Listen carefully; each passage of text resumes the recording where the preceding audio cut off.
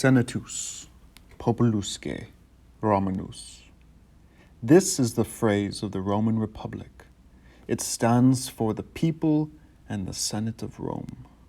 But what happens when the Senate fails the people? I happen.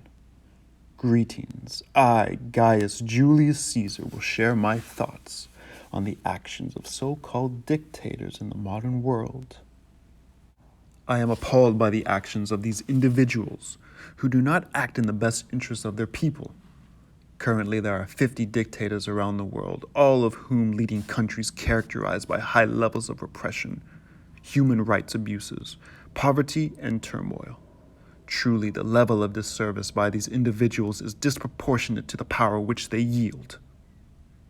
When I declared myself Dictator Perpetuo in 44 BCE, I had the support of the people of Rome, who had benefited from my triumphs on the battlefield as a general in the Roman legion and as a distinguished statesman of the Roman Republic. The citizens of Rome had grown weary of the incompetent, selfish, and corrupt Senate, whose actions only suited their own interests. When I seized power, I vowed to dedicate myself to looking out for all Roman citizens, not just the wealthy few. As dictator of Rome, I put an end to the financial problems that troubled Rome. First, I took excessive amounts of money away from the wealthy and gave it to the poor. Second, I increased taxes on luxury goods to make the rich pay for their lavish lifestyle. Third, I canceled a whole year of rent for low-income homes, giving much-needed relief to the poor. In short, I did what the Roman Senate never could. I helped the people. Not only did I help the people by putting money back into their pockets, but I also put them back to work. The Senate had allowed Rome to become increasingly reliant on slave labor, and as a result, unemployment levels were sky high.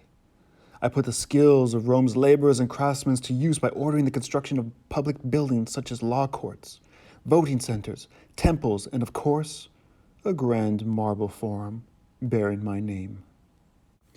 Finally, as dictator, I did what a true leader should do for their people. I brought pride to every Roman man, woman, and child. My 4 triumphs over Gaul, Egypt, Pontus, and Africa were the greatest military feats that Rome had ever seen and brought unprecedented amounts of territory, resources, and wealth to Rome. The celebrations held on my behalf were unmatched. When the people saw Julius Caesar in person and on their coins, they saw success. It's no wonder that many people wanted me deified. Oh, you should have heard the citizens chant my name.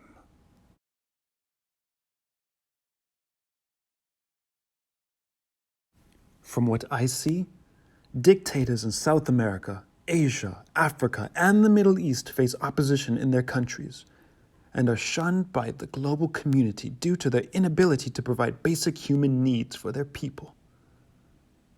Under their leadership, the average number of people living below the poverty line is 56%. That is a staggering number of people who cannot afford basic goods, such as nutritious food, clean water, clothing, housing, and medicine. As a result, millions of people have fled their homelands in search of new opportunities. Additionally, constant ethnic and civil war have caused millions more to seek asylum as political refugees in nearby countries. It's unfortunate that people in these countries live in constant fear of crimes against humanity, such as kidnapping, torture, and execution due to their religious beliefs or opposing political views. With all the chaos existing in these countries, why don't these leaders recognize that elaborate spending on palaces, military parades, and ballistic missiles cannot replace basic needs? In closing, these individuals can call themselves Supreme Leader, President, Sultan, King, Prime Minister, or Chairman, but until they can take care of and empower their people, their names can never be spoken in the same breath as Julius Caesar, Dictator Perpetuo.